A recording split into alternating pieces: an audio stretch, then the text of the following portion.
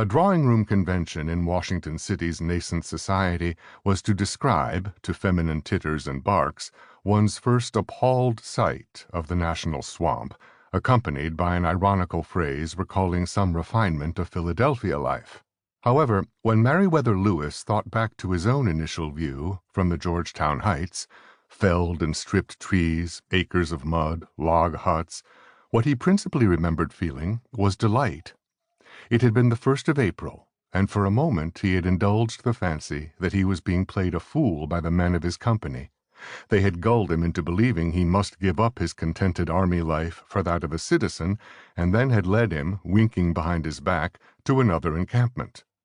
Alas, the future had lain in the middle ground, the cluster of new brick townhouses, the buildings of war and state, and, of course, the President's house, Washington's Palace, Hoban's Folly, larger, it was said, than any British governor's mansion of the Quondam colonies. A good Republican, Lewis had hated the house on the spot, but now that he had lived in it for 2 years, he must concede inwardly that he was rather fond of it. Why was this?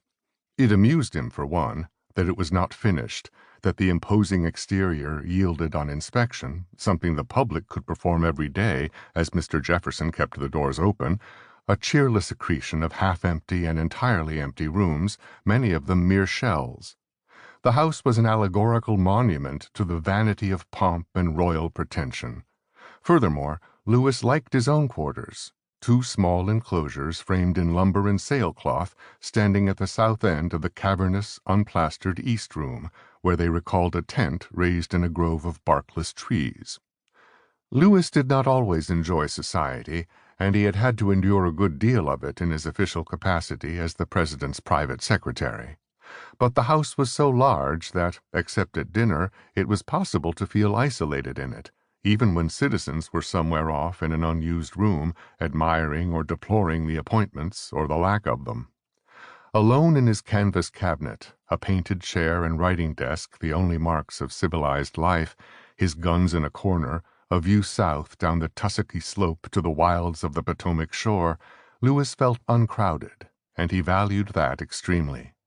At the other end of the house, Mr. J. was similarly sequestered in his library.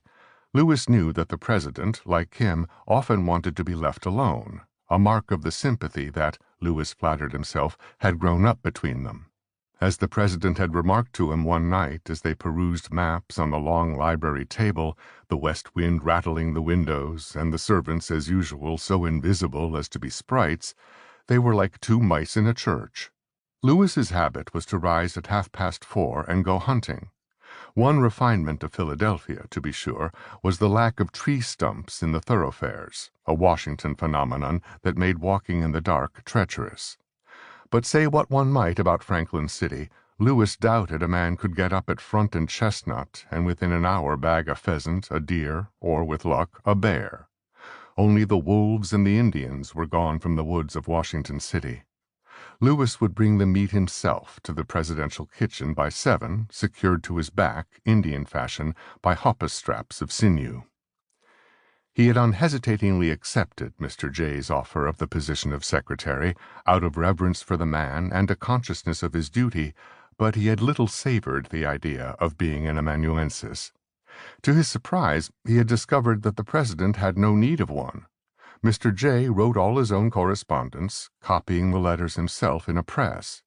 He kept his own weather diary, correspondence log, account books, and a variety of other vade-mecums, such as his garden book, in which he had recorded the date of planting, budding, and fruiting of every tree, shrub, vegetable, grain, and flower on his farm since 1766. It would not be far from the mark to say that, other than his daily ride and twice-daily ingestion, Mr. J. lived at his writing desk. As Lewis, therefore, was not really a secretary, he had spent a number of sleepless nights on his camp bed, by his open window, engaged in the tedious mental round with which he was tediously familiar, namely, asking himself, first, what he was, and second, why Mr. J. might have chosen him.